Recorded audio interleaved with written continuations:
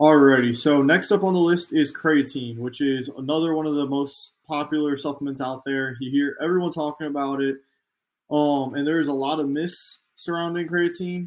It's one of the most studied supplements out there. It has been proven to be safe and effective, which we're going to get into. But the biggest thing you hear from a lot of people is creatine's a steroid. Yeah, I mean, I don't even know where that comes from. Steroids are completely hormonal kind of things, and creatine has absolutely nothing to do with hormones. It's actually naturally found in some food sources, so I don't know where that comes from. But a lot of people who say that don't work out, or they are just I don't know. There's a certain kind of person who says that creatine is a steroid, and that's completely false. So let's get into the basics of it. It is the most studied supplement out there. Creatine monohydrate is the best form of creatine. Don't fall for all the other marketing BS. It works, it's safe, and it's naturally found in foods. Like I said, milk, steak, and fish contain it. However, when milk, steak, fish, whenever it's cooked or whatever, or processed, the creatine is denatured a bit, so you'd have to eat a ton of it to get to an effective dose. But 5 grams a day, every day, is what you should be taking of creatine. And there's no reason to cycle at all. You can take it every single day for years on end, and there will be absolutely no negative side effects. So, what are the benefits of creatine? Increased lean body mass, increased strength, and increased athletic performance. I don't know about you, but that sounds absolutely awesome. That's what a lot of people are looking for when they take a supplement. And with creatine, it's actually proven that it does help with all three of those. So I don't know. Seems like a win-win-win-win-win. Absolutely no downsides to it.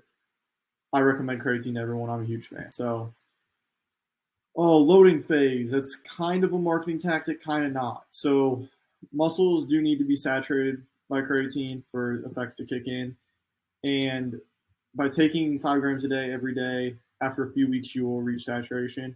If you do a loading phase, though, you might reach saturation a little bit sooner and see effects a little bit sooner. However, you're going to go through your tub a lot faster, even though creatine is a relatively cheap supplement. And you could have a little bit of gastrointestinal discomfort, so stomach issues associated with loading creatine.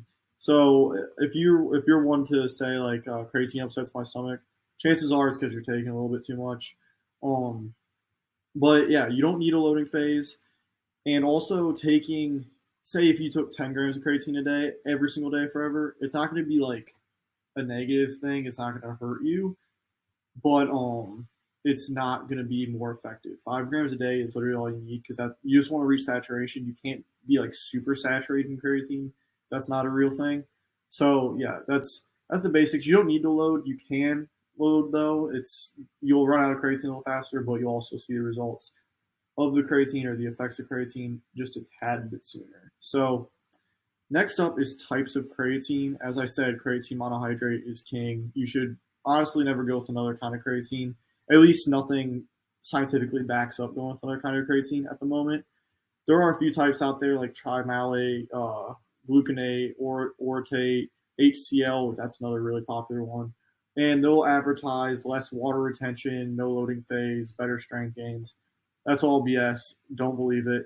I've worked at GNC. I know the whole thing about creatine HCl. You get less water retention, no loading phase. There's very, very, very little, if not, there might not be any data that suggests that. And if the data does suggest that, chances are it's a study that the company who is promoting that brand is paying for. So, like I said, creatine monohydrate, 5 grams a day, every single day, and you're good to go. It's also the cheapest form of creatine, so that's always a win as well.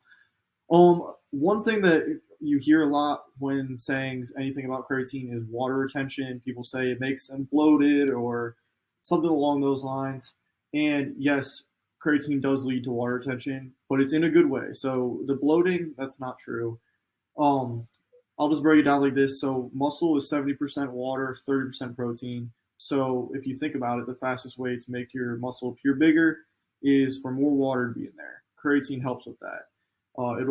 Your muscles will have more water in them, and it holds the water intramuscularly, so it's not outside of your muscles, which is where the bloating would come from. There's absolutely no like extra muscular, I guess you could call it. Um, water storage. So the bloating, that's likely due to some dietary inflammation type thing. It's not from the creatine. So yeah, creatine will make you hold a little bit of water, but it'll make you fuller and bigger opposed to more watery and bloated. When should you take creatine? So you can take it at any time of the day, any point of your fitness journey.